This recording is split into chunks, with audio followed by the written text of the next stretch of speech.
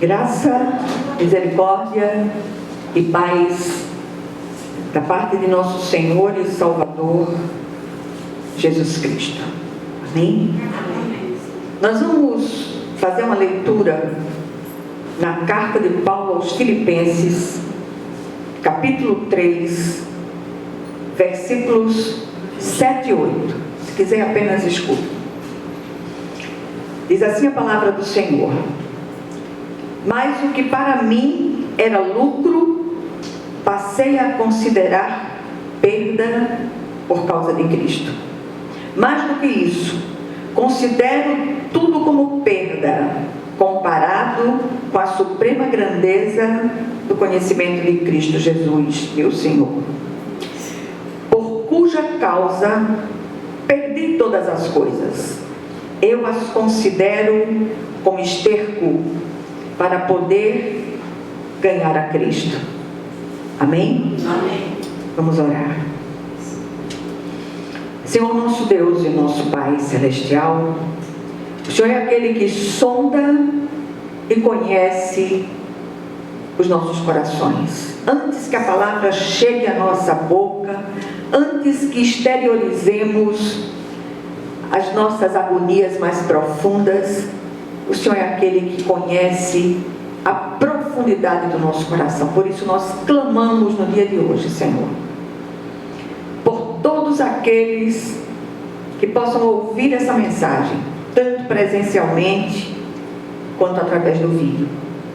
Que o Teu nome, Senhor, Ele seja em todas essas vidas glorificado, em nome de Jesus. Vem falar conosco no dia de hoje, porque o Teu povo ouve. Minhas amadas irmãs, nesses dias eu tenho recebido muitas agonias de muitas pessoas, muitas situações que do ponto de vista humano parece não ter jeito. E é interessante que quando o Senhor age na nossa vida de determinada maneira e saímos vitoriosos de determinadas situações, é porque o Senhor quer que testemunhemos acerca daquilo que muitas pessoas estão vivendo em suas famílias, com maridos, com filhos, com esposas, com irmãos, enfim.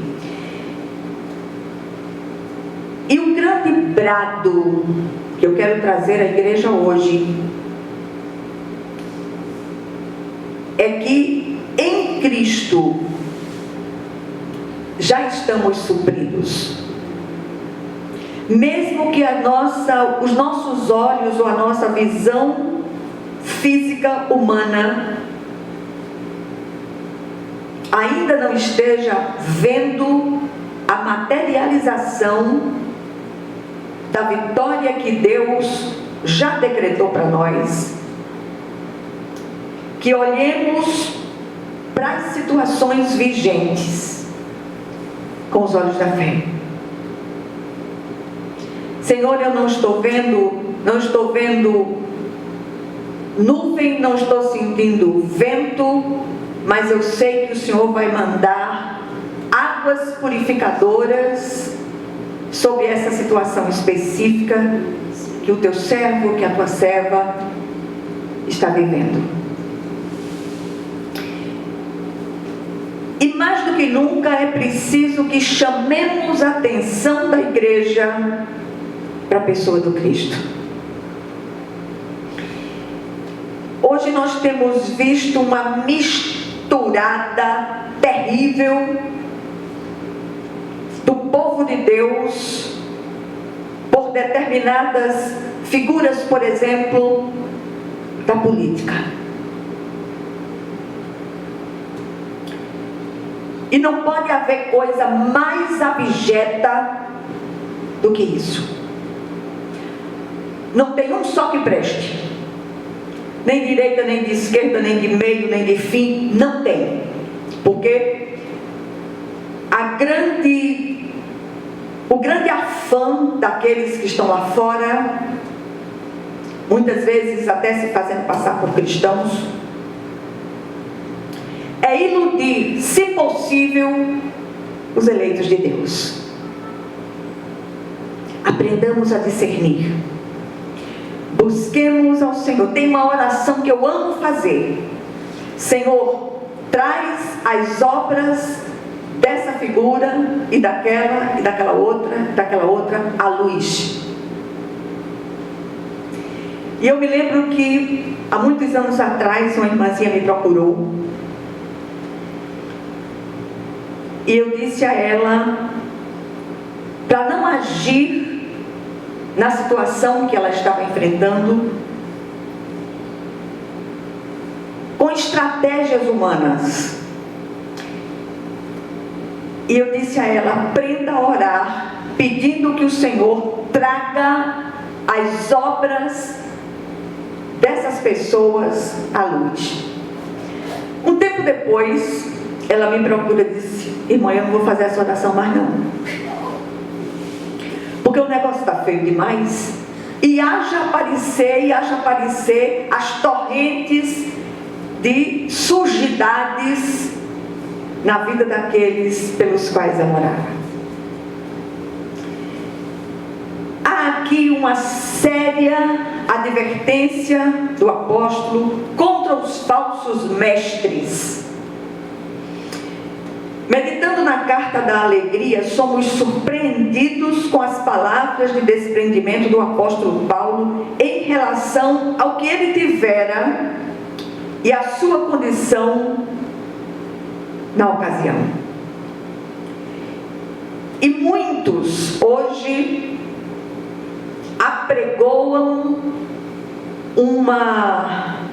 um sucesso ministerial, vamos chamar assim, debruado com coisas materiais. Você tem que estar com o melhor sapato, você tem que estar, porque você é filho do rei. Quem já ouviu isso aqui? A gente tem o que precisa ter, nada mais, nem mais nem menos. E tudo aquilo que o Senhor nos permite passar é aprendizado. Há muitos anos atrás, foi bem ano passado, foi Rosinha, eu em Malta, a única coisa que serviu daquele cargo que era visivelmente político, foi que ali eu conheci Malta. Mas quando eu comecei, ou quando nós começamos a participar de determinadas reuniões, aí eu olhei para ele e disse: eu estou fora. E eu não era cristã ainda, porque havia uma compulsão pela mentira. Que a graça de Deus abra os nossos olhos espirituais mais do que em qualquer outra época. Não se deixem manipular, especialmente pela mídia. Que nossos olhos estejam absolutamente postos em Deus.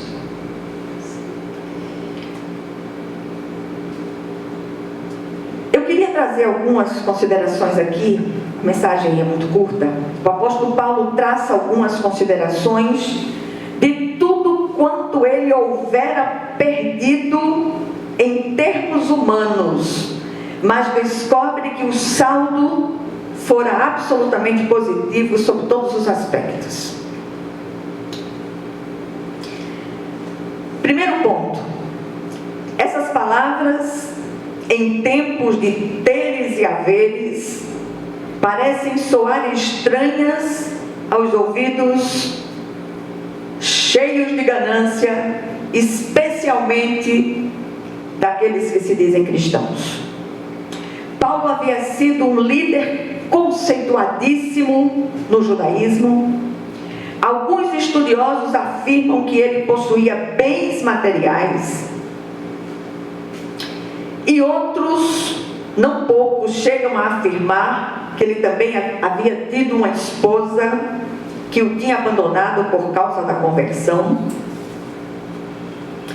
E os que defendem essa afirmação se baseiam no fato de que Paulo era um fariseu, membro do Sinédrio, e uma das exigências ao cargo era ser casado. Apesar de fazer todo sentido, nunca aprofundei o assunto, porque também isso não interessa mais. Mas seja como for, foram muitas as perdas significativas para um ser humano. E ainda assim, depois daquele encontro transformador com Jesus ressurreto, nunca mais ele foi o mesmo. E isso vale para nós nos dias de hoje, se é verdadeiramente que tivemos um encontro vivo com Cristo vivo. Ainda que queiramos, não poderemos mais seguir a rota que seguíamos no passado.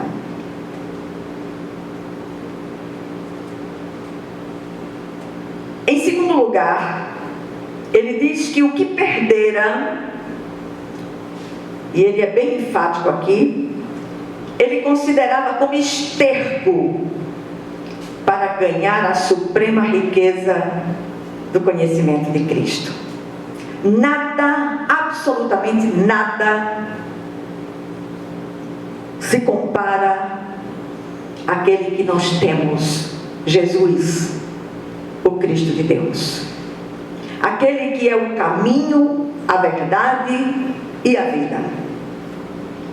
Ninguém, absolutamente ninguém, vem ao Pai senão por Ele. Tudo mais, seja o que for, deve ser reputado em nada. Não parece que é isto que vemos à nossa volta. O desserviço prestado pela tal teologia da prosperidade aos crentes contemporâneos é avassalador sobre todos os aspectos. As pessoas se tornaram tão escravas desses conceitos que não conseguem discernir a mão direita da esquerda, como os habitantes da Nínive dos dias do profeta Jonas. Em terceiro lugar, os que são de Cristo verdadeiramente não pertencem mais a este mundo. As palavras de Paulo também também não são um estímulo à preguiça e à improdutividade, que fique bem claro. Somos peregrinos e forasteiros em terra alheia. Mas enquanto aqui, precisamos fazer a diferença. Algo que temos percebido cada vez mais em baixa. Você perceber quem verdadeiramente é um servo do Senhor. Somos peregrinos e forasteiros em terra alheia. Mas enquanto aqui, eu repito, precisamos fazer a diferença. E mais uma vez eu quero repetir, teremos aqui aquilo que for concedido por Deus termos para uso na sua obra. Nem mais, nem menos. E por último, busquemos ajuntar tesouros nos céus, onde a traça não rói, nem a ferrugem corrói. Cresçamos na graça e no conhecimento de Deus. Busquemos a Ele de maneira relacional. Dependamos dEle, esperemos nele e descansemos nele. O mais é nada. Coisas de só menos importância. O que é que essa brevíssima meditação pode nos deixar hoje como lição efetiva? Tudo é reputado em nada diante da sublimidade do conhecimento de Deus. A maior riqueza que podemos ter nessa terra é o conhecimento relacional com o Cristo vivo. Não falo de decorebas da palavra. O diabo conhece mais a palavra do que a maioria dos crentes contemporâneos, mas continua sendo o diabo. Cresçamos na graça e no conhecimento de Deus. Eu não sei quanto tempo ainda terei por aqui. Só Jesus sabe. Mas se eu tivesse a oportunidade de dizer a vocês apenas uma coisa, eu diria: não abandonem o Cristo.